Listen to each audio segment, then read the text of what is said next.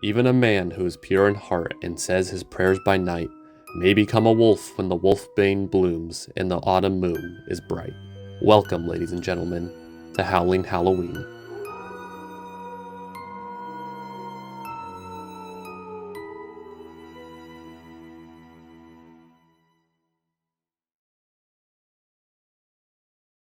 Hello everyone, I'm very excited to talk about this movie. I've already watched this film 5 times and I just discovered it for the first time about a month ago as of writing this script. Part of that is because I want to make sure this video does justice to that film, but the other reason is that I thoroughly enjoyed it. In a way, it reminds me of Jurassic Park, where the big fun, audience-pleasing stuff is very enjoyable and worth the hype, but the stuff that really fascinates me is the quieter moments, the dialogue, the acting, and most importantly, the theme.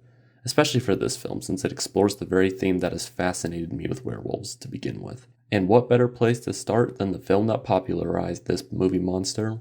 And while despite not being the first werewolf movie, it's arguably the most important. So let's dive into this movie and hopefully I can show you, dear viewers, why this film is great. We open up to a book with the word lycanthropy, which is a mental disorder in which the patient believes that he or she is a wolf or some other non-human animal. And here's a little history lesson, kiddos. Lycanthropy is a real disease. That's right, kids. Some people genuinely believe they are werewolves, but don't worry, folks. They don't actually transform, so there's no need to buy a bunch of silver to melt into bullets. But at one time in early 16th century Europe, many people believed that they were being attacked by werewolves, which they would find later and discover that they had been eaten. Turns out it was just a couple of people with mental disorders that didn't have the proper treatment. So that's just one of the reasons why I'm glad to be alive in the 21st century and not in the quote-unquote good old days. Alright students, the history lesson is now over. Still, I like that the film opens with this definition since it'll majorly contribute to Larry Talbot's personal struggle and the other characters' reasoning for what is happening to a lesser extent. We are then introduced to our main character, Lawrence Talbot, or as I in the film refer to him, Larry. He's arrived at his father's estate after the death of his older brother who looks just like Larry.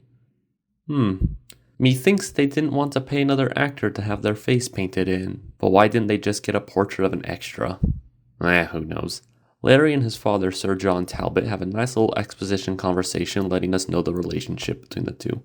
While not as clunky as some other exposition scenes in films, it is noticeable. However, I kind of like it, and here's why. It's established that they are clearly estranged, with Sir John being more closely connected to his elder sons. So this awkward conversation between the two ends up working because while a little clunky, the actors still do a great job acting, which really sells the idea that while they aren't super familiar with each other, they still love and care about each other. Let's pause real quick and talk about the characterization of Larry, since this scene of them building the telescope tells us who Larry is. You interested in astronomy?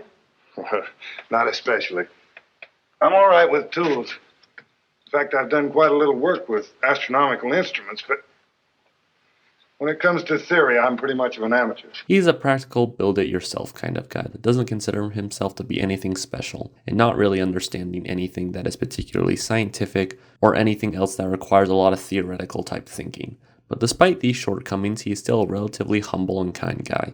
The type of guy that you root for, making this story all the more tragic. Now, normally when things in movies age poorly due to the change in culture, I don't throw a fuss about it. Because while those types of mannerisms, words, etc. are not okay by today's standards, they were more acceptable back then, and they do remain important as a reminder of how far we have come in becoming a more accepting and progressive society. So I say this as a personal thing that I'm not a fan of, but that's the old trope of characters spying on love interests without them knowing it. It's always been kind of creepy to me. Granted, here it's much tamer than in a movie like The Batman or Back to the Future, which actually makes fun of this trope. Kind of.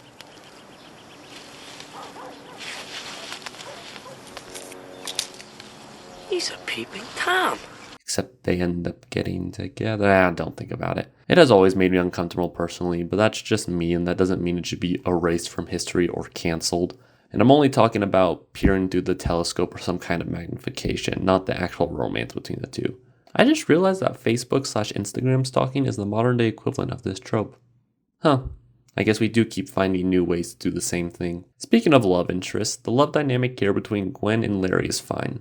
It's nothing painful, but it's also nothing special. I say it's only slightly above average just because the actors do such a damn good job that even if the characters have known each other for a handful of days, the acting convinces you that these two have known each other for much longer.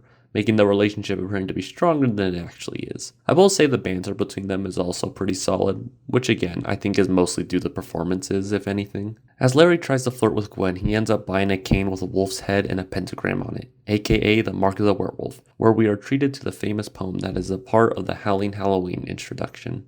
There's an old poem.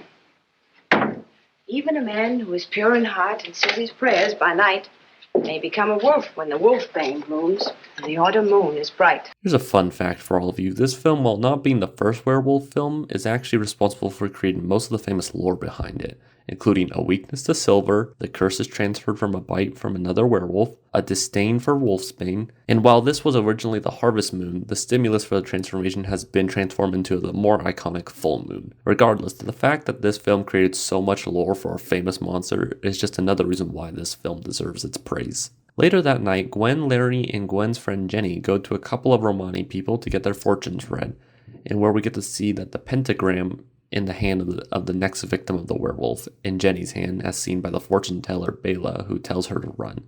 Meanwhile, Gwen and Larry are off to flirt some more, before Gwen lets him know that she is in fact engaged after leading him on, which in fact makes her a whole.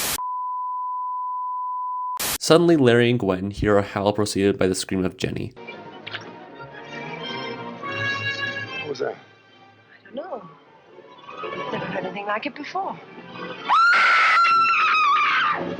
Larry rushes over to try and save her while fighting off the werewolf, which is actually just a German shepherd, but in the process he is bitten and passes out. This act of courage also acts to the characterization of Larry, with him being willing to try and fight off a wolf in order to save a person, and yet he still fails to save Jenny, and in the end this act of selflessness contributes to his death. The next day, after being taken to his house unconscious, Larry wakes up immediately to be questioned by the authorities since the body of Bela was found at the scene of the crime and was beaten to death by Larry's cane. Here we get to see Larry's descent into madness and paranoia, as he knows that he killed a wolf, since I doubt many people would forget that experience. Questions?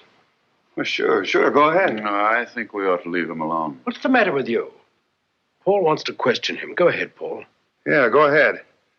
But don't try to make me believe that I killed a man when I know that I killed a wolf. And there are two ways to look at this, since he technically hasn't accepted the fact that werewolves are real, but the first interpretation being that when he goes to visit Bela's casket, he has figured out that Bela was a werewolf, and even though he was a monster, he was still a human that was murdered by Larry, who feels extreme guilt. However, I believe that the more likely scenario is that Larry truly doesn't know if he killed Bela, since he knows he killed a wolf, but everyone is saying that Bela was killed in a similar manner. This overload of information has left him not knowing if he is in fact responsible for Bela's death, but regardless, he is racked with guilt, which is just another piece that adds to the tragedy of this character. Fast forward, and a caravan of Romani people have come to town to celebrate Bela. While in town, Larry runs into Gwen and her fiancé, who challenges Larry to a shooting game, in which Larry is doing a pretty good job until a wolf target pops up, leaving Larry frozen and quivering.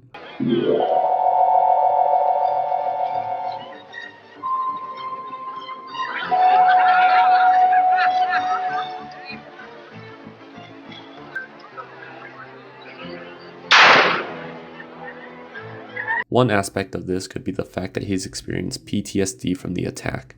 Another is that he is washed with guilt about what happened with Bela. Heck, he could even have felt guilt over leaving Jenny behind so he could go chase Gwen. I've said it once, but I'll say it again, Lon Chaney Jr. does a masterful job at acting here. The Romani people catch wind that there's a werewolf in camp, where we are treated to this delightfully acid trip of a sequence.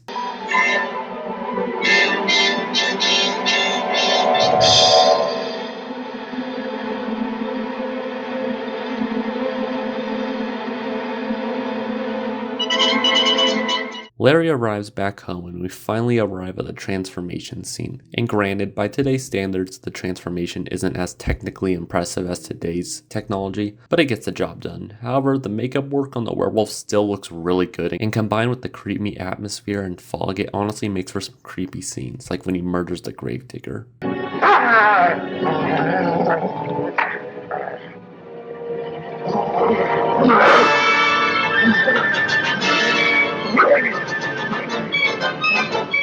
The next morning, we see Larry as he wakes up to discover paw prints in his room while people outside are looking for a wolf. As he meets his father downstairs, he gets to have two really good conversations here. What is this story about a man turning into a wolf? You mean the werewolf? Yes, sir. Well, it's an old legend. You'll find something like it in the folklore of nearly every nation. I can figure out most anything if you give me electric current and tubes and wires, but something I can do with my hands. But these things you can't even touch. Larry is a relatively simple guy that knows he's a werewolf, but he doesn't understand how or why it happens to him. It's something beyond the world of the physical. It is of the supernatural realm, and not many people would understand, let alone if they were experiencing it. The sad part is that as try as he might, there's nothing he can do to stop the curse. And that frustration of him being powerless to do anything is really compelling and adds to his frustration and sympathy to this character. Following this, we get this really nice dialogue regarding good and evil and how things aren't always as black and white as they appear, since that is how the rest of the characters explain in a reasonable way in regards to Larry's werewolf questions. To some people, life is very simple. They decide that this is good, that is bad. This is wrong, that's right. There's no right and wrong, no good and bad, no shadings and grays, all blacks and whites. Now, others of us find that good, bad, right, wrong are many-sided, complex things. We try to see every side, but the more we see, the less sure we are. Now, you ask me if I believe a man can become a wolf. If you mean, can he take on the physical characteristics of an animal? No, it's fantastic. However, I do believe that most anything can happen to a man in his own mind. Even when attending church, Larry is the topic of gossip, and the way the entire village treats him like a monster only pushes him further from everyone. And no matter how he tries to bring up the topic about werewolves, everyone simply says, while possible in the mental capacity, it's impossible to physically transform into a werewolf. We feel Larry's frustration as he struggles to comprehend the situation and tries to get others to understand what he is trying to tell them. Doctor, do you believe in werewolves? I believe that a man lost in the mazes of his mind may imagine that he's anything. Science has found many examples of the mind's power over the body. Case of the stigmata appearing in the skin of zealots. Self-hypnotism. But if a man isn't even thinking about the thing, isn't interested in it, then how could he hypnotize himself with it? Larry transforms again into a werewolf and is caught in a bear trap, and Maleva, the older Romani woman, comes and frees him while temporarily returning him back into a human. This makes you wonder, why didn't she do this with her own son? And it's a big stretch that the hunters just accept Larry walking around the forest with a limp while they are all hunting and don't really suspect anything of him. Larry heads back to the village where he comes across Gwen and tells her that he is leaving before he hurts anyone else. And despite a couple of days, she's willing to leave with him and ditch her fiancé because loyalty is for chumps. Larry sees the pentagram in Gwen's hand and runs away, knowing that she will be his next victim as he tries to protect her. Running back home, Larry's confronted by his father and is secured in a chair in order to protect himself from the others, while his dad does it to prove that he is not a werewolf. And this scene, in a strange way, is almost Larry's way of saying goodbye to his father by asking him to take the cane, almost like he knows what's going to happen. Dad, What is it? take the cane with you. What do I want with a cane? Please. Just take it with you. Please. All right.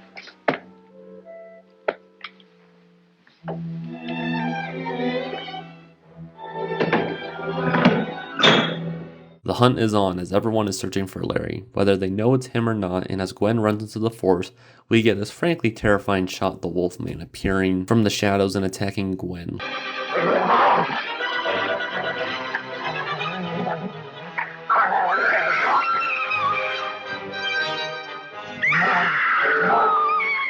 Luckily, Sir John is there with the cane and fights and ends up killing the Wolfman in a shot that is identical to the one of Larry killing Bela. After the werewolf is dead, it transforms back into Larry, where we see Sir John horrified by the realization that he killed his last remaining son, as well as the fact that his son was right the whole time, and yet he didn't believe him.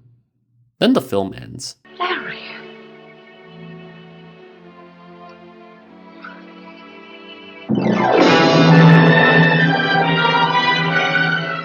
Talk about an abrupt ending. The tragedy of Lawrence Talbot is cut short, which is frustrating because while we didn't need a super abrupt ending, a proper ending acknowledging and taking its time would have been nice. Kind of like another piece of media that was just released. And that is the 1941 Wolfman, a classic Universal monster movie that gave werewolves the fame that they have today. For better,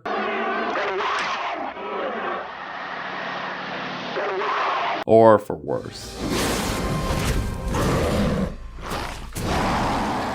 While this movie is definitely a fun monster movie to watch around Halloween, and while I still love that stuff, the material in here that I really enjoy is how this plays out like a tragedy, with Larry's sacrifice to try and save Jenny ultimately being his downfall. This combined with the fact that he has no control over his actions and is riddled with guilt, all while trying to understand what is going on and trying to explain it to others, is heartbreaking, and I think that is what makes for a great werewolf film, at least one way to do it. Showing your werewolf in their human form trying to resist these evil urges and racked with guilt when they find out the carnage they have caused. Although there are some other approaches to this idea, which we'll see next week when I cover the 2010 remake of The Wolfman. Stay tuned for next week. Thank you for watching this far. Spank all those buttons, and may you all have a great day as we continue Howling Halloween.